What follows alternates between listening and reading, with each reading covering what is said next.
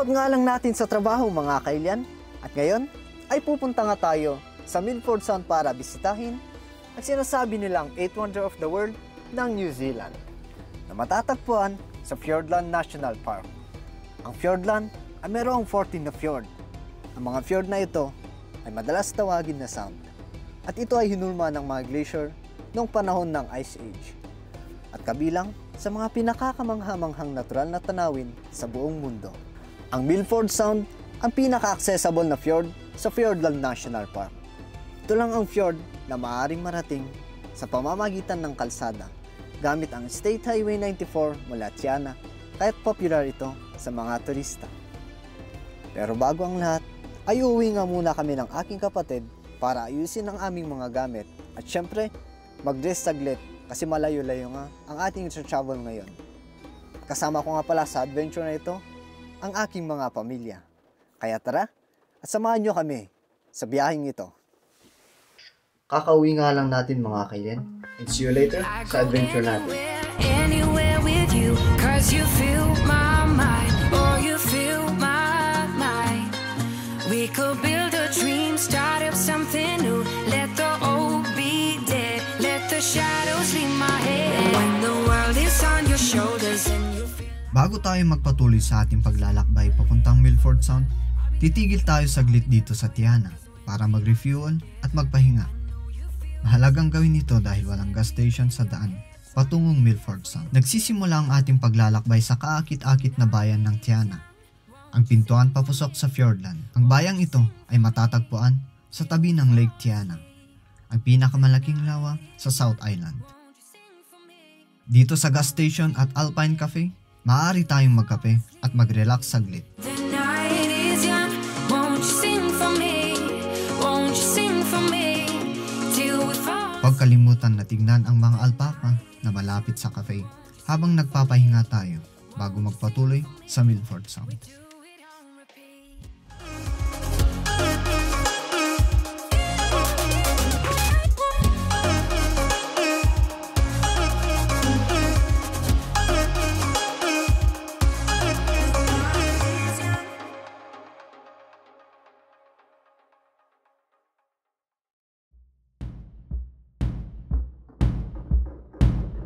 Pinagpatuloy natin ang ating paglalakbay sa pamamagitan ng pagmamaneho sa kamanghamanghang Eglinton Valley. Ang glacier carved na tanawin na ito ay kilala sa malawak na lupain, sinaunang beech forest at ang paikot-ikot na Eglinton River. Ang lambak ay tahanan din ng mga kilalang Mirror Lakes kung saan ang kalmadong tubig ay lumilikha ng perpektong refleksyon ng mga nakapaligid na bundok. Sa bawat sulok ng Eglinton Valley, mararamdaman mo ang kalikasan sa kanyang pinakamapayapang anyo.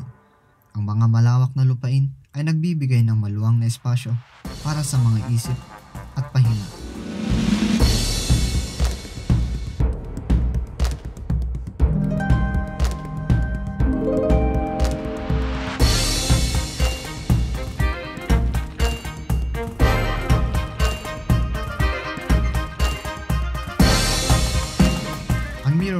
Ay isa sa mga highlight ng Eglinton Valley. Ang mga kalmadong tubig nito ay nagbibigay ng salamin na refleksyon ng mga bundok na parang isang obra maestra ng kalikasan. Ang Eglinton Valley ay nagbibigay ng sulyak sa hindi nagagalaw na kagandahan ng Fiordland na may natatanging flora at fauna na namumuhay sa malinis na kapaligiran. Makikita dito ang mga natatanging halaman na bihira lamang matagpuan sa ibang lugar. Ang paglalakbay sa Eglinton Valley ay hindi lamang isang biyahe sa kalsada, kundi isang paglalakbay sa puso ng kalikasan. Dito, ang bawat tanawin na isang paalala ng kagandahan ng ating mundo at ng pangangailangan na ito'y pangalagaan.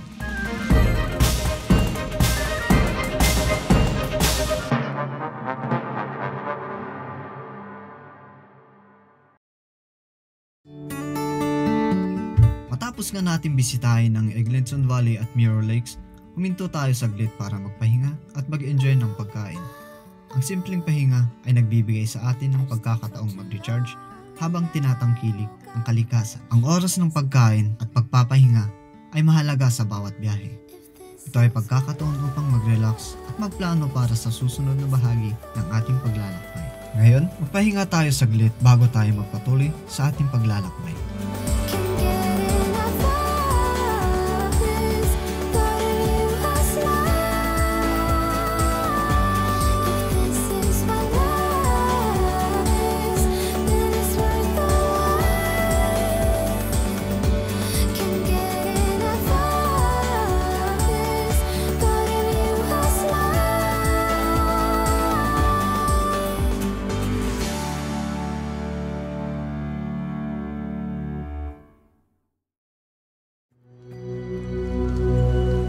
Habang binabaybay natin ang Milford Road, huminto tayo dito sa Pops View Lookout, isang perpektong lugar upang damhin ang malawak na kagandahan ng Hollyford Valley. Mula rito, tanaw ang malalim na lambak na nagiging mas kahanga-hanga dahil sa mga matatarik na bundok ng Darran Ranges. Ang lookout na ito ay pinangalan kay Pops Andrew, isang lokal na conservationist na buong buhay niyang inalalay para protektahan ang Fiordland. Habang nakatayo dito, ramdam ang malalim na koneksyon sa kalikasan na nais niyang ipasa sa mga susunod na henerasyon.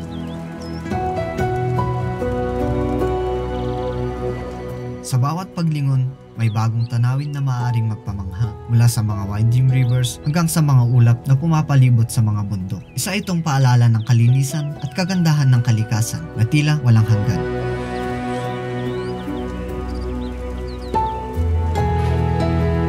Sa pag-ikot ng mga sandali, oras na upang ituloy ang ating paglalakbay patungo sa Milford Sound. Habang papalapit ang oras ng ating tour, siguraduhin makarating tayo sa tamang oras upang masulit natin ang natitirang bahagi ng ating pagbisita sa kahangahangang destinasyong ito.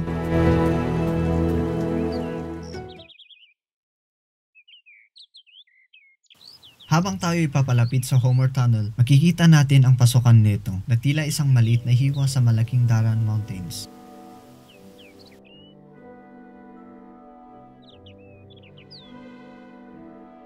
Ang tunnel na ito ay isang iconic na engineering marvel na tumatago sa solidong bato na nagpapakita ng tibay at dedikasyon ng mga taong nagtrabaho rito. Isang one-way tunnel ito, kaya't kailangan nating maghintay ng senyas mula sa stop and go signal bago tayo pumasok. Ang ideya para sa tunnel ay nagmula noong 1935, ngunit dahil sa mga hamon ng panahon at digmaan, natapos lamang ito noong 1953. Ang 1.2 kilometers tunnel na ito ay nagbibigay ng daan sa mga motorist papunta sa Milford Sound na dati ay mahirap marating. Sa loob ng tunnel, mararamdaman natin ang pagiging bahagi ng isang monumental na proyekto ng tao na nagbibigay daan upang maabot natin ang isa sa mga pinakakaakit na destinasyon sa mundo.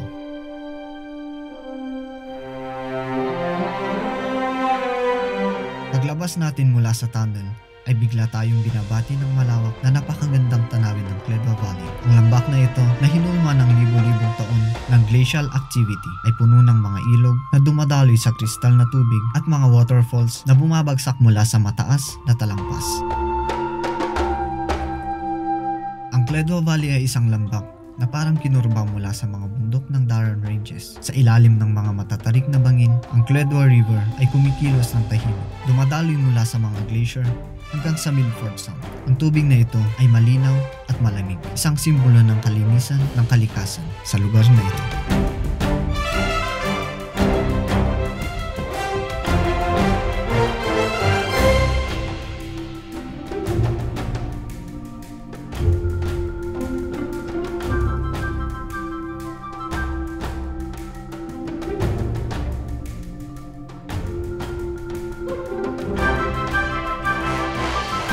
Talon na bumabagsak mula sa taas ng mga bangin ay nagpapakita ng lakas ng kalikasan. Sa tuwing umuulan, ang mga talon ay nagiging mas malakas at mas kahanga-hanga na parang mga palatandaan ng buhay na patuloy na lumalago sa lambak na ito.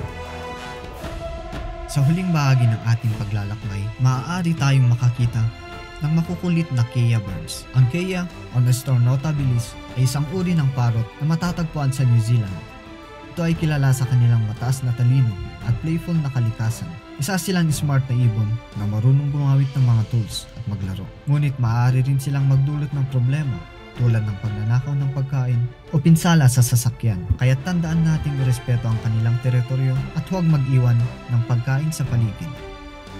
Ang Cledwa Valley ay higit pa sa isang tanawin. Ito ay isang lugar na nagpapadama ng isang malalim na koneksyon sa mundo ng kalikasan. Sa bawat pagliko ng kalsada, makikita natin ang mga pagbabago sa tanawin mula sa mga siksik na kagubatan hanggang sa mga malalawak na bukas na espasyo na lahat ay nag-aanyaya na tuklasin ang misteryo at kagandahan ng lambak na ito.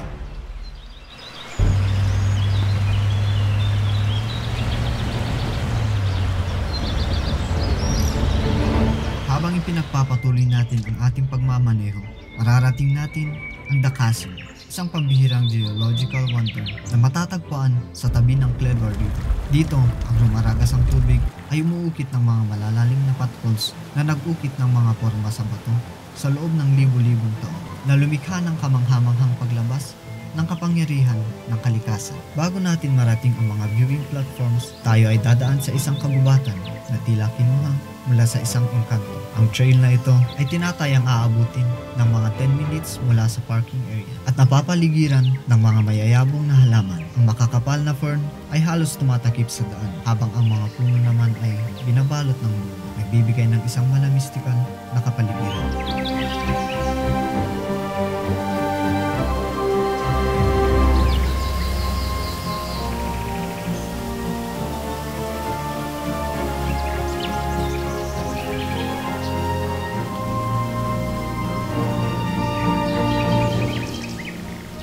Habang tayo'y naglalakad, maririnig natin ang tunog ng mga rumaragasang tubig mula sa ilog na unti-unting lumalakas. Ang mga tunog na ito ay kasabay ng presensya ng kalikasan at nagbibigay ng kakaibang kapayapaan na tila humihiwalay sa atin mula sa modernong mundo.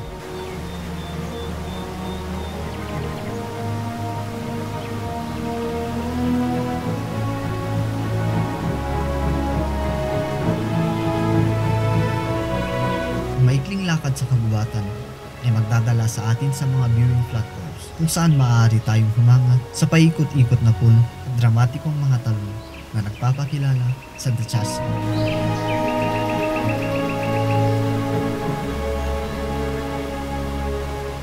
Ang mga ukit na ito sa bato ay gawa ng walang humpay na pag-agos ng tubig ay tila mga likhang sining na inukit ng kalikasan mismo.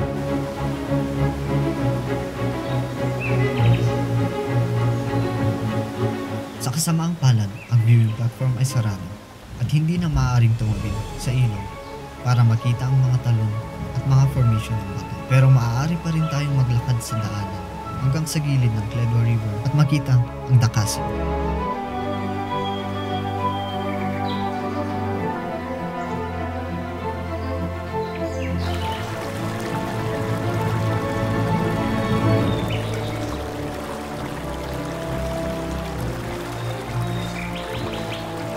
Habang naglalakad pabalik sa parking area, muli nating masusulyapan ang ganda ng kagubatan na parang isang huling paalam mula sa kalikasan. Ang The Chasm ay hindi lamang isang lugar ng mga kamanghamanghang geological formation, kundi isang paalala rin ng kapangyarihan ng kalikasan at ang koneksyon natin dito.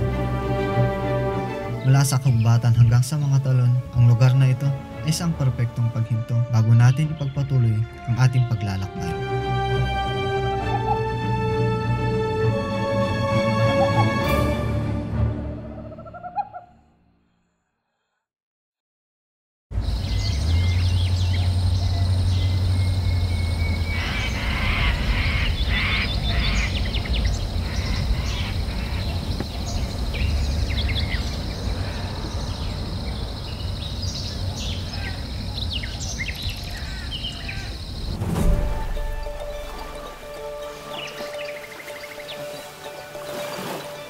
Habang nagsisimula tayo ng ating paglalakbay mula sa pier, maghanda sa mga nakakamanghang tanawin ng matataas na bundok, mga falls at wildlife.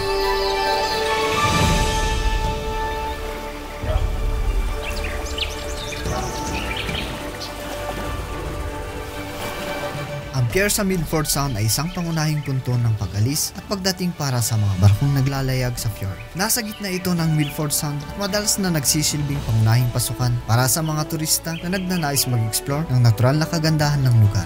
Mula sa pier, kitang-kita agad ang kahangahangang tanawin ng Milford Sound. Kabilang na ang mga matataas na bundok, malalalim na tubig. Ito rin ang lugar kung saan madalas na nagsisimula ang karanasan ng mga bisita. At dahil dito, ito ay isang popular na spot para sa mga mahilig kumuha ng landscape picture.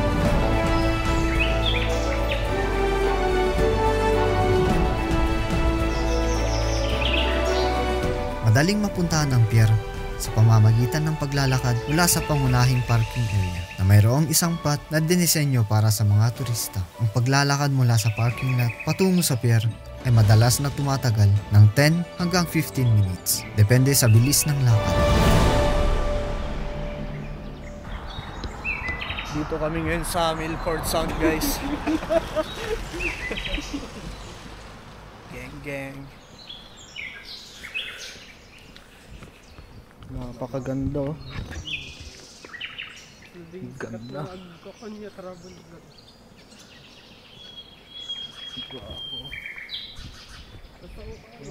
Baka madulas tayo, guys. Madulas dito. Ganda dito, guys, oh. Picture naman dito, guys. Dito kami. Ito nga palang artista.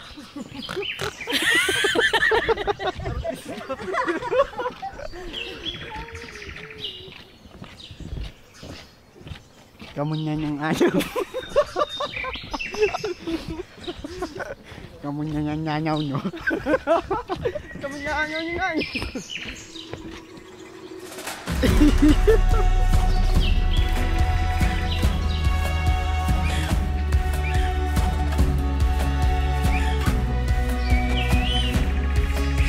Nandito na nga tayo sa Milford Sound, mga kaibigan. At ngayon ay papunta nga naman tayo sa pier. Ang sasakyan nga pala natin ngayon ay ang The Heaven. So bali may 4 silang fleet. Isa nga dito ay ang The Heaven, The Mariner, Sinbad, at ang pinakamalaki sa kanilang 4, ang The Sovereign. Ang The Heaven ay bagong refurbished na floating bar at restaurant. May malawak na roof deck at cozy na indoor lounge na kayang magdala ng hanggang 180 na guest. So tara, at simulan natin ang ating adventure dito sa Tasman Sea.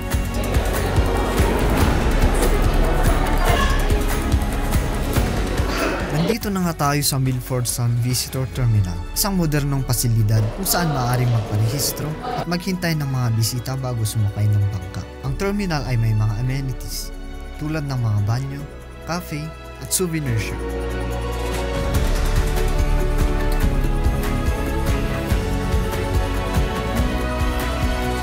Ang pier din ay isang magandang lugar para sa wildlife spotting bago magsimula ang iyong paglalakbay.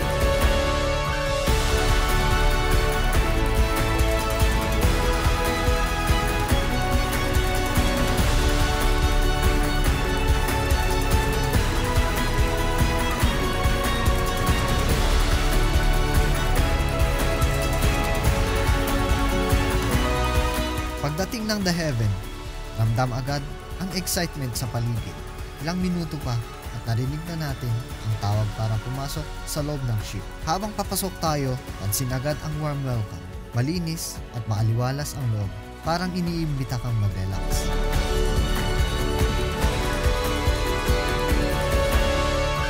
Nang makarating tayo sa ating reserved table, naroon ang lahat, mga upuan na komportable at ang mga snack na kasama sa ating trip na maayos nang nakahain. Ang sarap ng feeling, knowing na lahat ay handa na para sa atin. Sa bawat detalye, ramdam mo ang pag-aalaga, paniguradong magiging relax ang biyahe natin. So far so good, mukhang perfect ang simula ng ating adventure. Tara, simulan na natin ang relaxing journey na ito.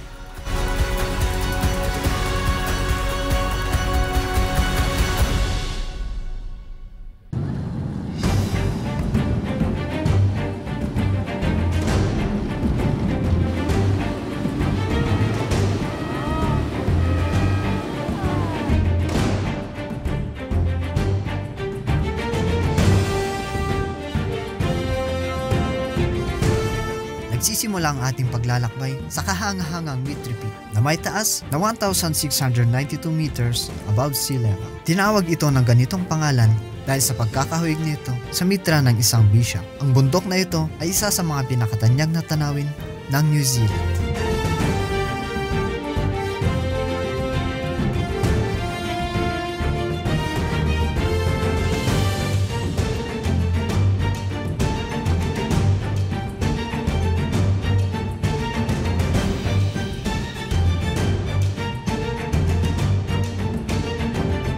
Bowen Falls ay isa pang kahangahangang talon na may taas na 162 meters. Ito ang pinakamataas na permanenteng talon dito sa Milford Sound. Ang napakalakas na bagsak ng tubig ay isang kahangahangang tanawin na nagpapakita ng kapangyarihan ng kalikasan.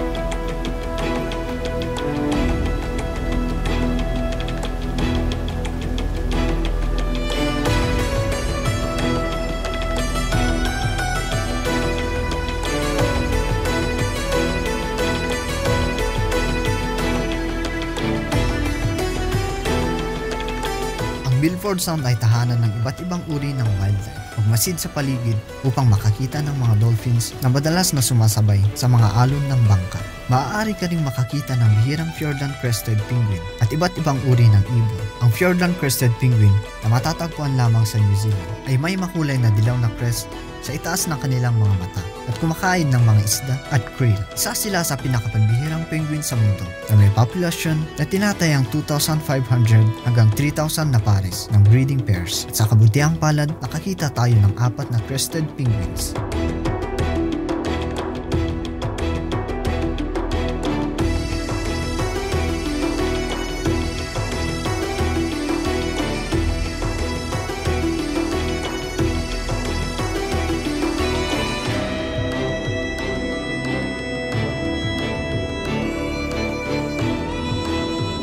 Ang Siluriak ay isang sikat na lugar para sa mga New Zealand fur seal upang magpahinga at maglaro. Madalas silang makita na nagpapahinga sa mga bato o kaya ay mahinaang lumalangoy sa tubig. Tandaan na igalang ang kanilang space habang nasisiyahan tayo sa panonood sa kanilang likas na tirahan.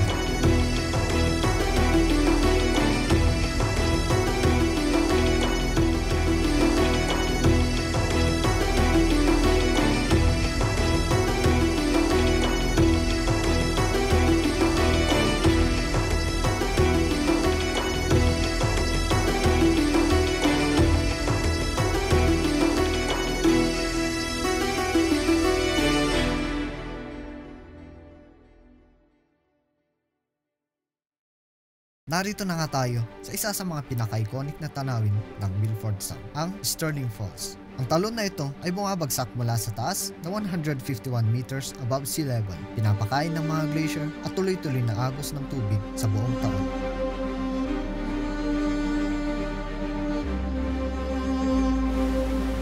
Pinangalan itong Stirling Falls mula kay Frederick Stirling, isang kapitan ng European ship. Ayon sa alamat, kung madampiang ka ng mist mula dito, magmumukha kang 10 taon na mas bata. Kaya't damhin ang malamig na mist at hayaan ng kalikasan na ipakita ang kanyang mahika. Ang Stirling Falls ay isang paalala ng hindi matitinag na kagandahan at lakas ng kalikasan. Isang karanasang hindi mo malilimutan.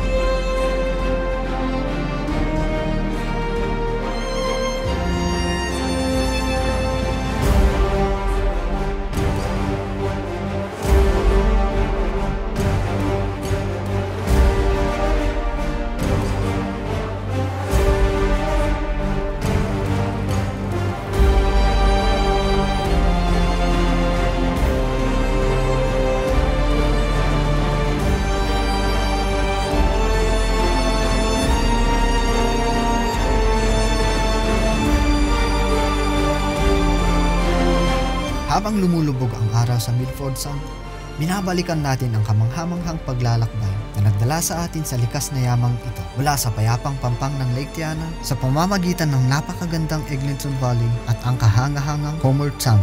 Bawat hakbang ay nagdala sa atin ng mas malapit sa puso ng Fiordland. Ang Milford Sound ay hindi lamang isang destinasyon. Ito ay patunay na kapangyarihan at kagandahan ng kalikasan. Isang lugar na naglalaro sa imahinasyon at nag-iiwan ng hindi malilimutang marka sa lahat ng dumadalaw dito. Salamat sa pagsama sa aming paglalakbay na ito at sana'y na-inspire kayong maranasan ang hiwaga ng Milford Sound para sa inyong sarili. Hanggang sa muli, ligtas na paglalakbay at paalam mula sa mga kamanghamanghang tanawin ng New Zealand.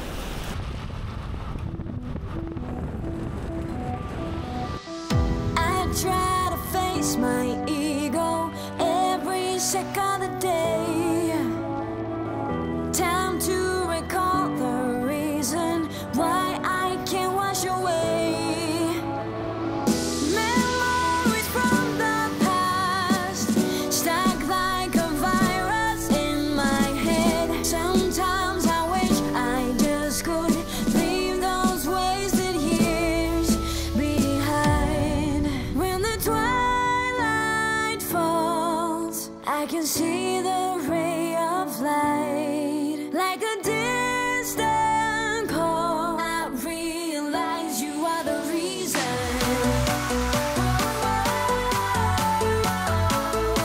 Can't forget those wasted years. I realize you are the reason. At dito na nga nagtatapos ang ating paglalakbay sa kahangahangang Milford Sound. Mula sa umpisa, napapalibutan tayo ng ganda ng kalikasan, mga matataas na bundok, tahimik na tubig, at mga talon na talagang nakakamangha. Bawat hakbang at bawat tanawin ay nagpapaalala kung gaano kaganda ang mundo natin. Kung hindi ka pa nagsisimula o nagplaplano pa lang ng iyong adventure, simulan mo na ngayon. Time is ticking. Bawat sandali ay pagkakataon para mag-explore. Kahit sa paligid mo lang o sa iba't ibang lugar. Huwag sayangin ang oras, gumawa ng mga alaala at ang mahalaga ay lumabas ka sa iyong comfort zone. Sumubok ng bago at maghanap ng mga bagay na nagpapasaya sa iyo. Don't wait, start your adventure and live to the fullest. Salamat sa pagsama sa amin sa adventure na ito. Kung nagustuhan nyo man ang trip na ito, huwag kalimutang mag-like, share, and subscribe para sa mas marami pang travel content. Hanggang sa susunod na adventure at huwag niyong kalimutan, stay curious and keep exploring.